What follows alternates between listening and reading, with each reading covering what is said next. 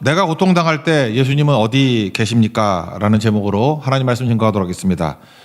요한복음 7가지 표적을 이제 다 살폈습니다. 오늘까지. 첫 번째 표적이 가나의 혼인잔치, 두 번째가 왕의 신하의 아들을 고치는 것, 세 번째가 베데스다 연못에서의 기적, 네 번째가 오병이어 기적, 다섯 번째가 바다 위를 걸어오심, 여섯 번째가 9장에 나오는 맹인, 날 때부터 맹인을 고치심, 그리고 일곱 번째가 일부러 7개 짠 것 같아요. 그죠?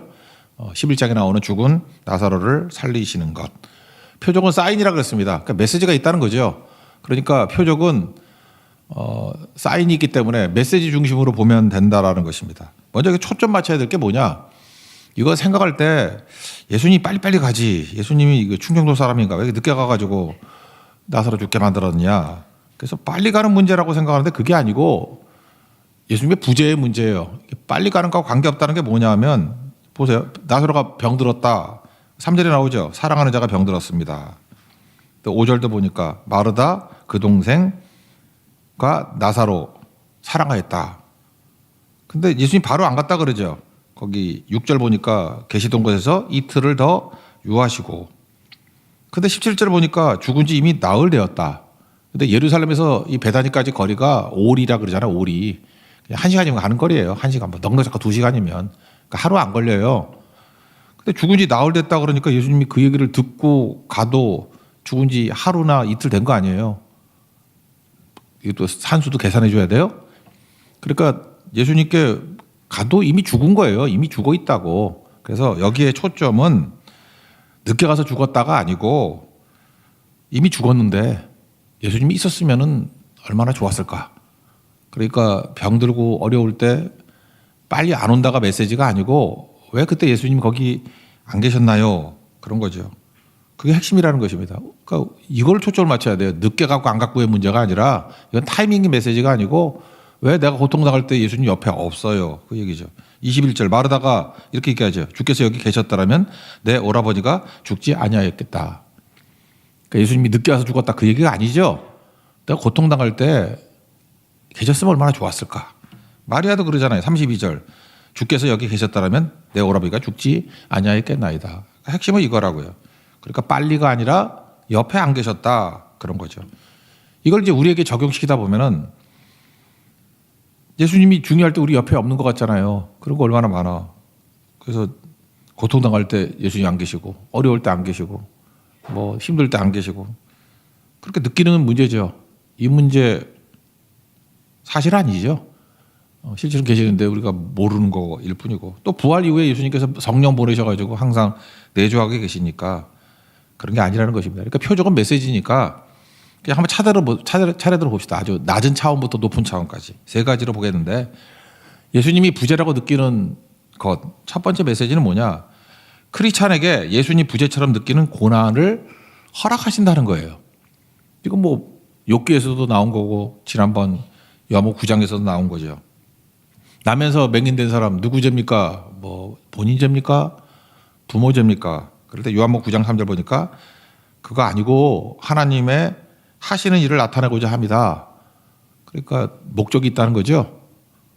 똑같은 거죠. 그럼 여기도 나사로가 이렇게 고통당할 때 없는 거, 그 잠깐 없다 있다 그 생각하지 말고 목적이 있다는 거죠. 목적이.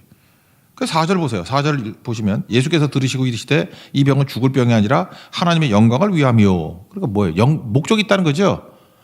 그러니까 9장에서 배웠지 11장도 이하 동문 그런 거예요. 그죠? 똑같은 메시지야. 그래서 고난에는 목적이 있다. 그 목적이 뭘까요?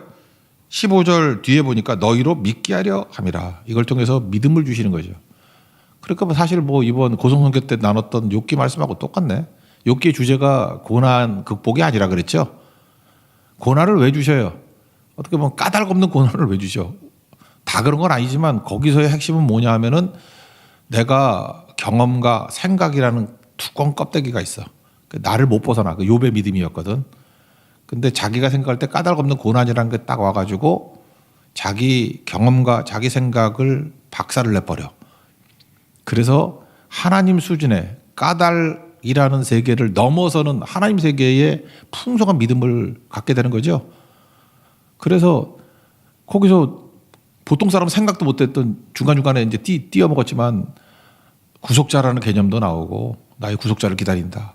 그러니까 내 힘으로 안 된다는 거예요. 예수님 그런 것도 나오고 부활의 얘기도 거기 나오고요. 그래서 구약 그 아브라함 시대 때거든 그때.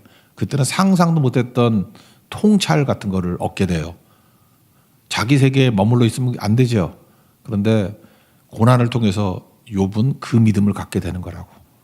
귀로 듣는 것을 이제 눈으로 봅니다. 그러잖아요. 그러니까 수준이 달라졌다 그런 거죠. 그러니까 여러분도 마찬가지입니다. 예수님이 분명히 나와 함께 계시는데 예수님이 없는 것 같은 느낌을 받는 이유가 뭐냐 하면은 목적이 있다는 거예요. 근데 이 요한복음 11장의 목적은 뭐예요? 믿음이야, 믿음. 큰 믿음. 큰 믿음 갖게 만드신 예수님의 뜻이다. 그러므로 사랑하는 자에게 고난 준다 그러죠. 3절도 사랑하신다 그러고 5절도 사랑하신다 그러고 사랑하는 가족을 선택해서 이렇게 고난을 허용하시는 이유가 뭐예요? 믿음이 잘한다고. 그래서 여러분들 내가 까닭을 잘 모르겠습니다. 그럴 때는 그냥 이렇게 생각하면 돼요. 그냥 믿음이 엄청 커지는가 보군. 이런 거죠. 그래서 지난주에 설교했나? 그 딥 앤 와이드, 믿음도 깊어지고 넓어지는 게 있다 그랬죠. 거기서 헷갈리는 게 두 가지가 있다 그러는데 인내와 절제. 차이가 뭡니까? 근데 수식어 하나 붙이면 되죠. 믿음의 인내. 믿음의 인내는 뭐예요? 목표가 있다고요. 목표가 있는데 타이밍이 안 맞아. 그럴 때 버티고 견디는 거죠. 그냥 목표를 향해서 끝까지 견디는 거예요. 그럴 때 믿음의 연단 이런 게 생긴다고. 강해지는 믿음. 그 절제는 뭘까요? 절제는 우리에게 두 가지 옵션이 있다 그랬죠. 은혜, 하나님이 주신 것. 욕심, 하나님이 주시지 않은 것을 원하는 것. 그런데 절제는 뭐예요? 은혜만 붙드는 거예요. 은혜만. 그러니까 하나님 주시지 않은 욕심은 버리는 거.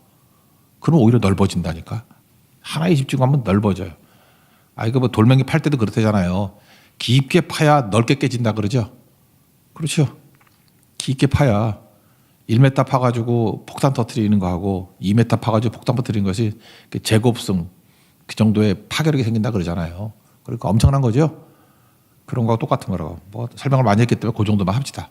이거 9장에서도 많이 나눴던 개념이니까. 그러니까 하나님이 부재의 느낌을 갖게 만드신 이유는 뭐냐? 목적이 있다는 거예요. 좋다는 거죠. 우리의 믿음이 큰 믿음으로 자라나고 하나님이 원하시는 수준으로 만들기 위한 것이다. 뭐 이 정도는 받아들일 수 있다고 생각합니다. 이제 두 번째, 세 번째가 오늘 이제 새롭게 살필 내용인데 현재의 싸움에서의 승리도 주님이 원하신다는 거예요. 부활의 능력이 현재의 싸움에서도 이기게 만드시고 또 장차 죽음 세계를 넘어서서 천국 가는 능력도 주신다. 그러니까 현세의 승리 또는 내세의 승리 두 가지가 다 있다라는 거죠. 그래서 슬픔에 주저앉지 말고 예수님께 나가는 믿음을 가져야 된다는 거예요. 그러니까 괜히 득도하고 뭐 득달한 것 같은 인생 살지 말라는 거예요. 그래서 뭐 하나님께 다 맡겼어. 나는 아무것도 안 하고 주님이 알아서 하시겠지. 그래서 감나무 밑에서 입 벌리고 있는 듯이 하면 안 되고 최선을 다해서 예수님께 나아가서 맡기고 싸우는 게 있어야 된다는 거예요. 발버둥, 몸부림 이런 게 있어야 된다라는 것입니다. 여기 보니까 예수님이 오신다 그러니까 대부분의 성경은 마르다하고 마리아를 비교를 하는데 마르다는 좀 모자란 여자같이 표현되고 마리아는 좀 괜찮은 여자같이 표현이 되는데 여기 유일하게 마르다를 더 높이 평가하는 얘기가 나와요. 20절에 보니까 마르다는 예수께서 오신다는 말을 듣고 곧 나가 맞이하되. 참 싹싹하죠. 좋다는 거예요. 그죠? 예수님 오시면 나가야지. 예수님께 나아가야죠. 그래서 먼저 다 얘기하잖아. 뭐 우리 오빠 죽었습니다. 예수님 계셨더라면 좋겠습니다. 그게 기도죠. 그러니까 널브러져 있지 않다는 거예요. 예수님께 직접 나가서 적극적으로 뛰는 게 마르다였다는 거예요. 마르다 좋다는 거예요. 근데 반면에 마리아는 집에 앉았더라. 이건 이런 뉘앙스보다는 집에 처박혀 있더라. 이게 더 맞는 거예요. 그죠? 나쁘게 생각하는 거예요. 집에 처박혀 있더라. 왜 그랬을까요?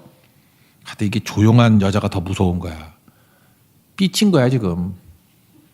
삐쳤어 예수님한테. 그래서 삐쳐가지고 섭섭해 안 가. 그럴 수가 있어. 근데 그 표현도 안 해. 아유 미쳐 진짜. 그냥 가만히 있으면서 삐친 거예요. 그죠?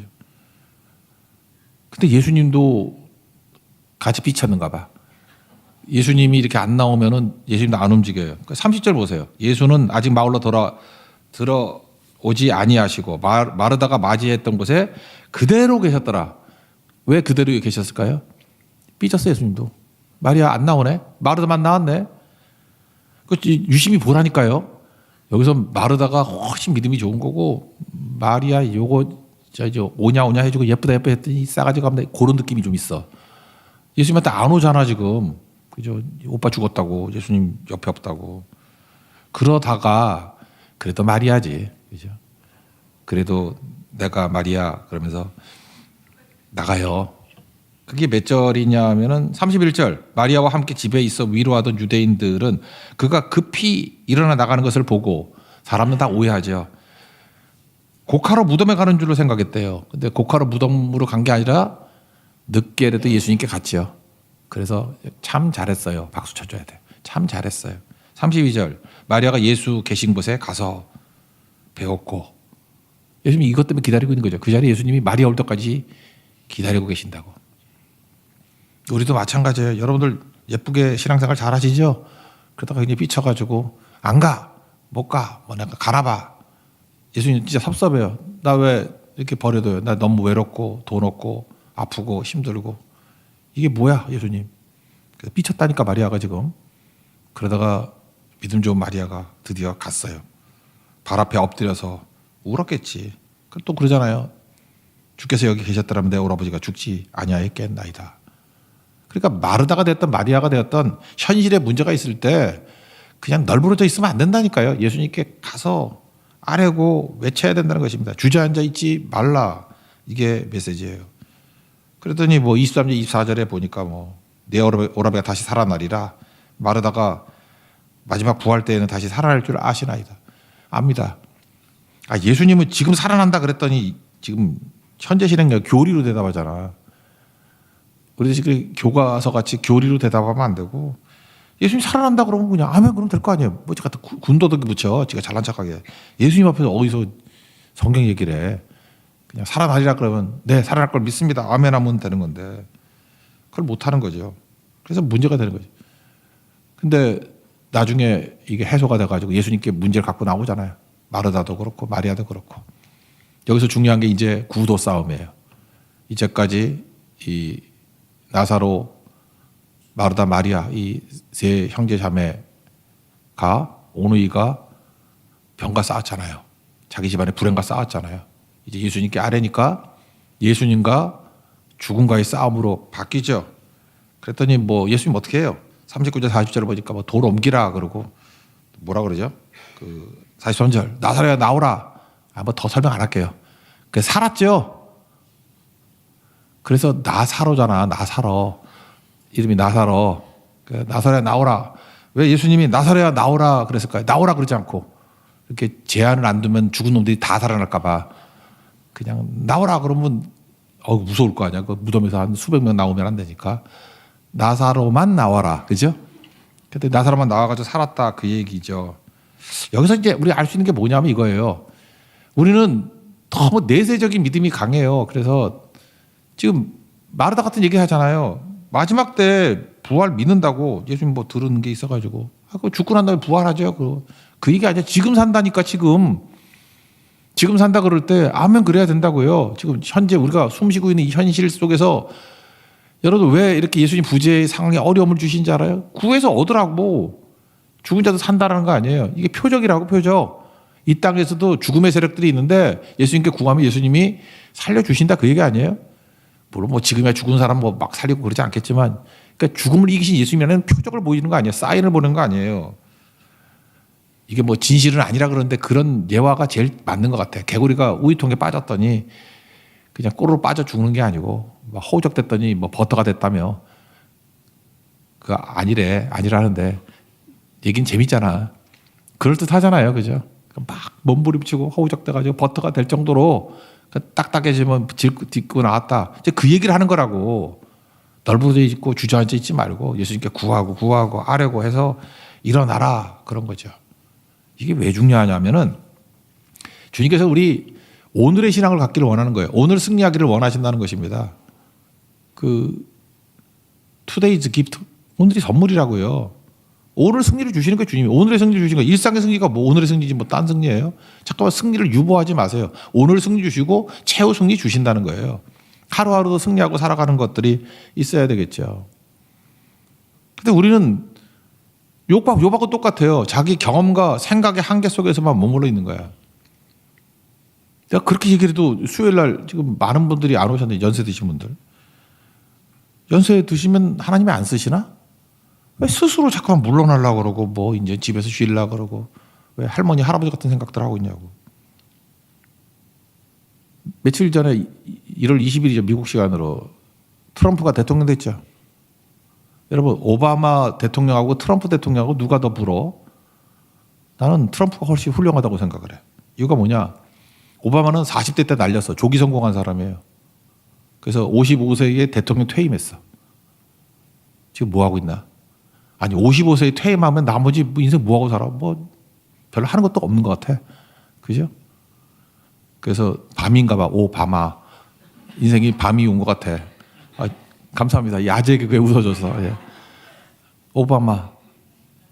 트럼프는요. 70세까지는 그 부동산 업자였잖아요. 그래서 여의도도 있잖아. 트럼프 월드. 트럼프 타워 있잖아요. 그 아파트. 저 영등포 쪽에. 그래서 뭐 미국 가보면 트럼프 빌딩 되게 많아요. 그래서 부동산 업자야. 개발업자. 70세까지.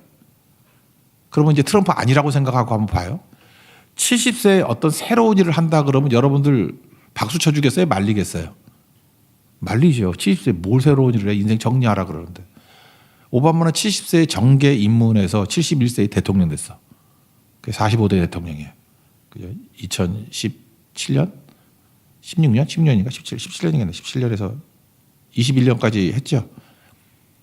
그리고 바이든한테 져서 포기할 것 같은데 또 했죠. 또 도전해가지고 뭐 길길이 뛰고 자기 믿는가 봐. 뭐 부정선거라고 믿는가 봐. 그래서 부정선거야 그러면서 막 5년 내내 미친놈 소리 듣고 그러다가 또 됐네. 그게 2025년 1월 20일 아니에요. 22일이니까 미국 시간으로 이틀 전, 3일 전. 만약에 여러분들 지금 한국 나이는 80 넘었고 미국 나이도 79세, 46년생이거든. 그렇다 그러면은 이제 많은 시간이 지났어요. 그러면 트럼프에 대해서는 아마 그 위대한 인물로 설명할 걸? 어떻게 설명할 것 같아요?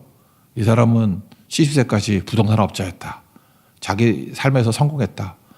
그러다가 남들은 다 인생 정리할 때 정치 한번 해볼까? 이런 생각을 갖고 다들 미쳤다 그랬다. 70세 정치한다 그러니까. 근데 1년 만에 대통령이 되네. 이거 웬일이야? 그죠? 그러고 난 다음에 떨어졌다. 그러면 끝난 거 아니에요? 한 번 하면 끝난 거지. 뭐 떨어졌으면. 근데 길길이 또 아무도 믿어주지 않는데 부정선거 그러면서 뭐 5년 동안 내내 그러다가 미친놈 소리 듣고 전 세계적으로 미친놈 소리 들었잖아요. 또 됐네.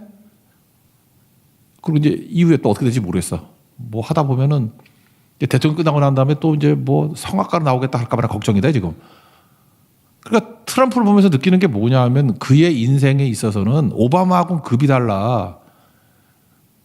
자기의 타임 존이 있다고 생각하면서 뛰잖아요.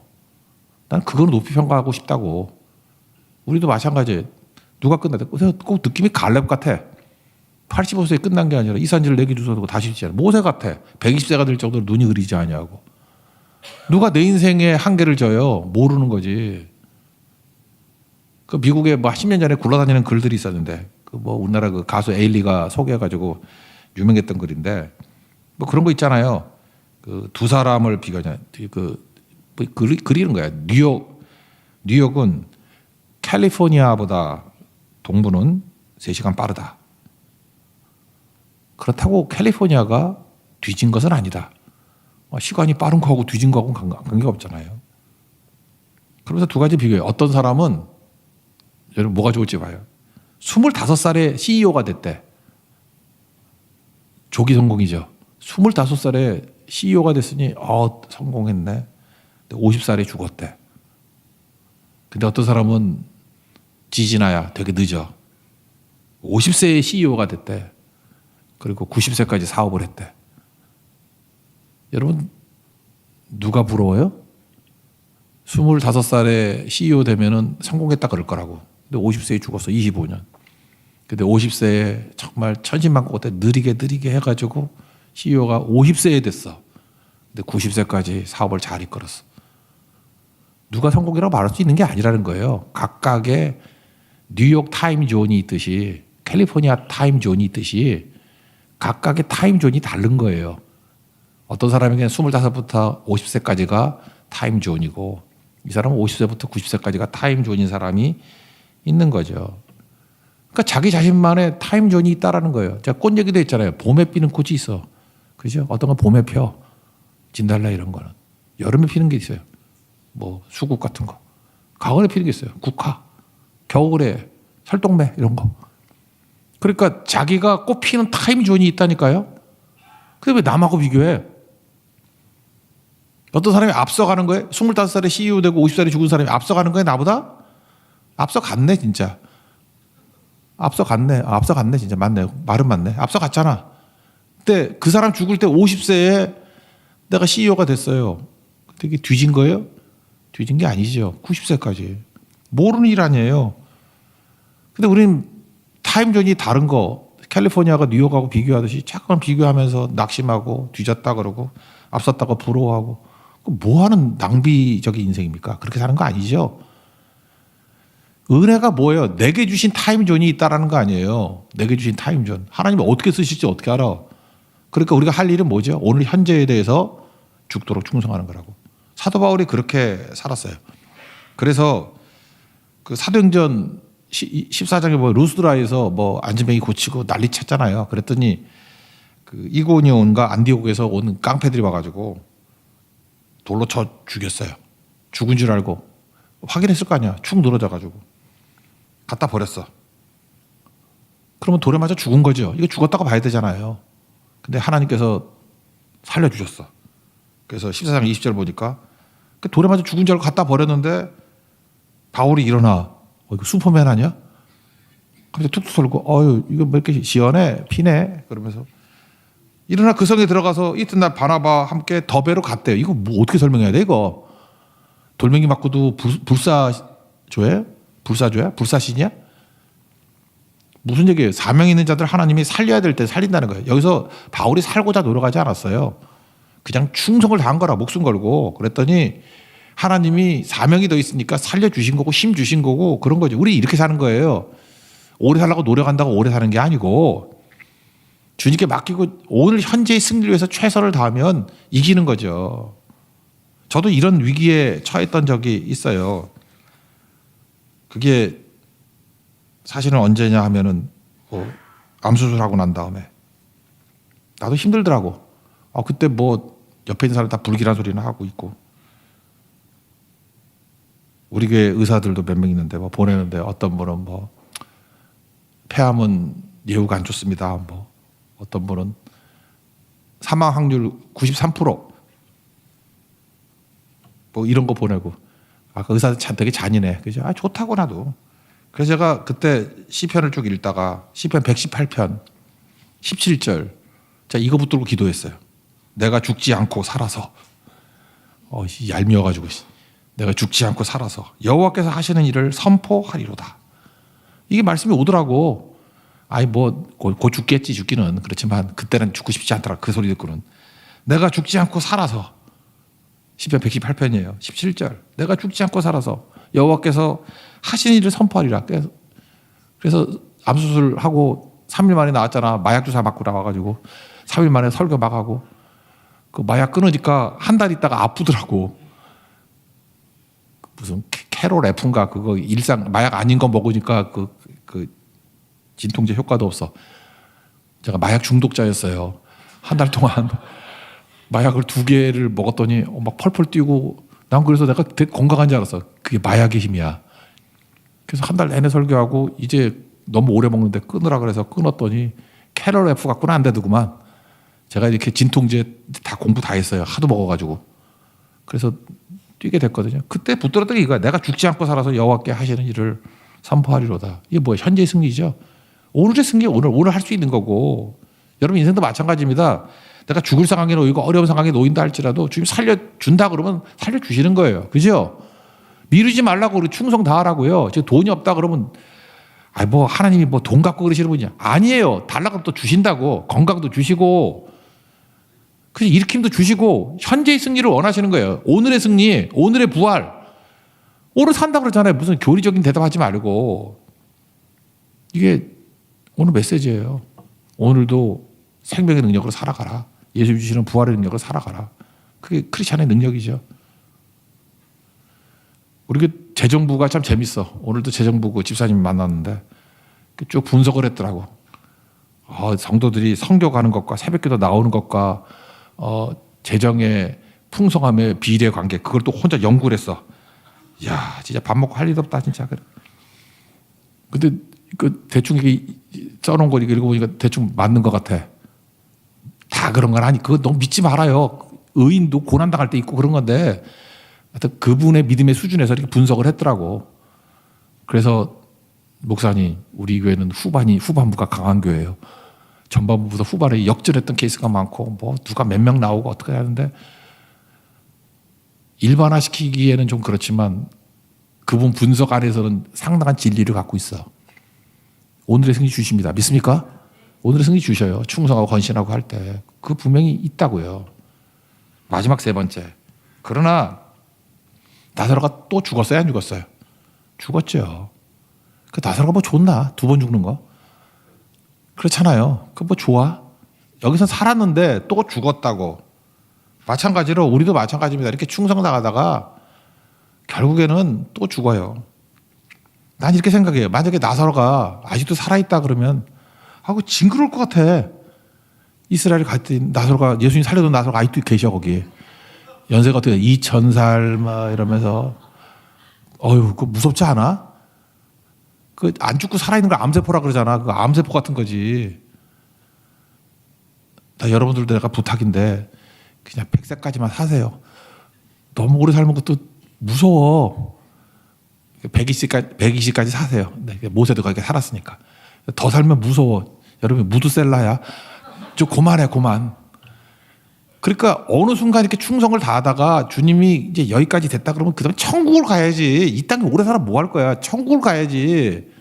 그죠? 눈물도 없고 고통도 없고 천국 가서 예수님과 함께 새로운 영원한 세계가 있잖아요. 그죠? 그걸 믿어야지. 그거를. 그게 믿음이라는 게 그게 믿음. 그래서 예수님 그러잖아요. 뭐 살아서 믿는 자는 또 구원받지만 죽어서도 영생을 얻는다고. 그런 것들이 꼭 필요하다는 것입니다. 마지막에 이렇게 살았던 사람 샘플로 예를 하나 든다 그러면 제가 책 하나 소개할게요. 산둥성 수용소라는 책이 있어. 10년 더 된 것 같은데 꽤 된 책인데, 산둥성 수용소. 랜던 길키라는 사람이 쓴 책이에요. 랜던 길키. 인문주의자예요. 예수 믿는 사람 아니에요. 근데 1939년도, 그러니까 2차 대전 곧 일어날 때쯤 영어를 가르치려고 중국에 갔어요. 중국 영어 선생님으로. 그러다가 일본이 점령했죠. 중국을. 점령해가지고 산둥성 수용소에 수용이 된 거야. 미국 사람이고 하니까 이렇게 수용된 거예요. 3,000명이 수용돼 있는데 전체 평수가 2,000평이래. 그러니까 뭐 다른 이렇게 시설도 있고 하다 보니까 한 평에 한 3명, 4명씩 자는 거야. 그러니까 얼마나 좋겠어요. 3,000명인데 화장실 변기가 몇 개 있어야 돼요? 3,000명이면. 그래도 한 100개는 있어야 되지 않나? 아무리 없어도? 20개. 3,000명의 변기가 20개였대. 최악 조건이죠. 겨우겨우 살고 위생 상태가 안 좋아서 그걸로 죽고 그랬다는 거예요. 근데 이렇게 열악한 상황이 되니까 사람이 이기적이 되더라는 거야. 그래서 어떤 방에 그 정원이 11명인데 더 많아가지고 15명 있고 한 사람에게 좀 옆방 좀 비었으니까 가라 그러면 안 받더래. 뭐 자기들도 숨도 못 쉬니까. 그죠?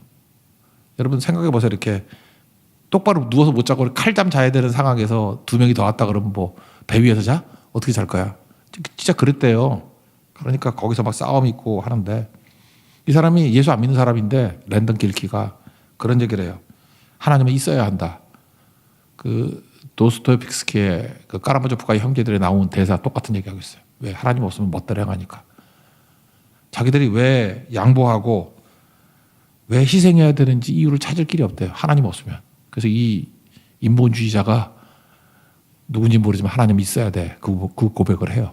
산둥성 수용소. 그러다가 이 책에서 이제 하이라이트로 소개해 주는 사람이 있는데, 여러분 잘 아는 사람이에요. 불의 전차 주인공. 난 주일에는 뛰지 않습니다. 뭐 그런 거 있죠. 에릭 리들이라고. 22살에 1924년에 파리 올림픽, 그래서 100주년 된다 그래서 작년에 2024년에 파리 올림픽 또 했죠. 그게 파리 올림픽 100주년이야. 100년 만에 또 한 거예요. 100년 만에. 1924년 파리 올림픽에 100m 선수로, 영국 선수로 출전을 했어요. 근데 주일에는 뛰지 않겠습니다. 주일이 결승전이야. 그래서 주일은 안 뛴다고. 그랬더니 영국 언론에서 저 미친놈 나라를 대표해서 나가가지고 뭐 하는 거야. 욕 바가지를 먹고 난리가 났대요. 광신도라 그러면서 주일이라고 안 뛰어. 그러다가 이제 집에 가려고 그러는데 400m 선수 중에 한 사람이 그 우승 후보가 부상 입어서 못 나가게 됐대요. 100m 선수하고 400m하고는 완전히 다른 거 아니에요? 근데 너 주일은 안 뛴다 그랬지. 이번에 뛸래? 너무 없으니까. 주종목도 아니에요. 100m 선수가 400m에 해당하는 거예요. 근데 초인적인 힘이 발휘된 거죠. 이건 내가 볼 때 부활의 능력이야. 세계 신기록으로 우승했어. 100m 선수가 400m 갈 수가. 그러니까 400m를 100m 뛰는 것 같이 뛰었는가 봐. 그래서 이 비난이 바뀌어가지고 이것 때문에 하나님께 영광 돌리고, 야, 저 믿음 갖고 있으니까 하나님이 결국 금메달 주는군. 100m 선수인데 400m에서 금메달을 주는군. 그래서 많은 뭐 칭찬 듣고, 그래서 그게 불의 전차 아니에요. 불의 전차. 그래서 영화도 나왔는데. 근데 산둥성 수용소에 이 얘기가 또 나오는 거예요. 이 에릭 리델이 그렇게 올림픽 우승하고 난 다음에 중국 선교사로 간 거예요. 그러다가 똑같이 그 1940년대 산둥성 수용소에 수용이 된 거야. 일본 놈들이 잡아가가지고. 근데 그 열악한 조건 속에서 이 100m 선수가 400m 우승했던 그 스토리만 알고 있죠. 산둥성 수용소에는 이제 수용소 이야기가 나온 거예요. 거기서도 부활의 능력이 에릭 리들에게 떠나지 않았대. 그래서 제일 특징이 뭐냐면 그 우울한 상황 속에서 에릭 리들은 유머가 있었대. 아재 개그맨을 하고 다니더래. 그래서 믿지 않는 사람들도 저렇게 밝고 재밌는 사람이 없다. 그래서 사람들이 생명을 느끼고 부활을 느끼고 모여들기 시작하더라는 거예요. 그리고 당연하게 선교사로 갔으니까 거기서 말씀을 증거하고 거기서 영혼들을 엄청나게 많이 천국으로 보내고 예수 믿게 만들고 산둥성 수용소가 부흥의 요람이 돼버렸다는 거예요. 그러다가 뇌종양 암 걸리는 거야. 뇌종양. 그래서 죽었어요. 근데 서로 9명 있는 방에 뭐 2명 더 온다고 막 쫓아내고 하는 그런 사람들이었는데 그렇게 진심으로 울더래요. 그리고 자기들의 아버지가 죽은 것 같이. 그래서 인본주의자도 놀란 거예요. 아, 하나님은 있어야 되는 게 아니라 아까 그랬죠. 하나님이 있어야 되는 하나님. 하나님이 살아계시는구나. 누굴 통해서? 에릭 리들을 통해서. 난 그렇게 생각해. 에릭 리들이 더 오래 살아가지고 늙어 죽었다. 그것도 좋지만 한 사람의 인생을 통해서 하나님께 영광 돌린 거에 의하면 1924년 파리 올림픽에서의 영광, 그리고 제가 볼 때 산둥성 수용소, 우리가 볼 때 고생이죠. 힘들죠. 그렇지만 인생 뭐 80년 사는 거 산다 그러면 이거만큼 영광스러운 인생이 어디 있어요. 그냥 에리들은 정말 부럽잖아요. 그죠? 젊었을 때도 영광, 나이 들었을 때 영광, 죽어서도 영광. 이걸 얘기하는 거예요. 지금 예수님이. 이 땅에서 어차피 뭐 죽음의 고통이 오더라도 살아. 그렇지만 결국은 죽잖아. 근데 영원히 죽지 않는 것을 아느냐? 영생이 있다는 걸 아느냐? 내가 그걸 위해서 왔어. 나는 부활이요 생명이니. 그걸 증거하고 있잖아요. 그래서 우리의 궁극적인 승리는 예수님께 있습니다. 조지 휘필드 얘기가 생각났어요. 나는 녹수로 없어지기보다는 닳아서 없어지기를 원한다. 에릭 리들 이런 사람이에요. 그는 잘 보세요. 앞부분에 현실의 승리가 있죠. 그렇잖아요. 하나님 믿고 잘 나가니까 현실에서 400m 우승했잖아. 현실에서도 영광과 찬송을 돌렸어요. 승리했다고. 하나님이 동행하심을 통해서 부활의 능력과 생명 능력으로 이기는 거. 그걸로 끝나는 게 아니라 죽잖아요 다. 근데 죽어도 이렇게 멋진 죽음이 어디 있어. 이거 순교자잖아요. 순교자의 죽음 아니에요. 영광의 죽음. 피로써 보증하는 죽음. 예수님이 이걸 보여주는 거예요. 우리에게는 이 땅에서 승리도 있지만 최고 승리가 있다. 영원한 승리가 있다. 그걸 믿느냐? 오늘 예수님께서 물을 때 우리도 동일한 대답이 있기를 원합니다. 25절부터 27절까지 우리 다 같이 일어서서 한번 읽어봅시다. 다 같이 일어서서 25절부터 27절까지 이 고백을 합시다. 다 같이 기도합니다. 시작. 예수께서 이르시되 나는 부활이요 생명이니 나를 믿는 자는 죽어도 살겠고 무릇 살아서 나를 믿는 자는 영원히 죽지 아니하리니 이것을 내가 믿느냐? 이르되 주여 그러하이다. 주는 그리스도시요 세상에 오시는 하나님의 아들이신 줄 내가 믿나이다. 아멘. 이 믿음과 승리가 우리 삶 속에서 넘쳐나기를 기원합니다. 예, 우리 나의 등 뒤에서 한번 찬양합시다. 나의 등 뒤에서.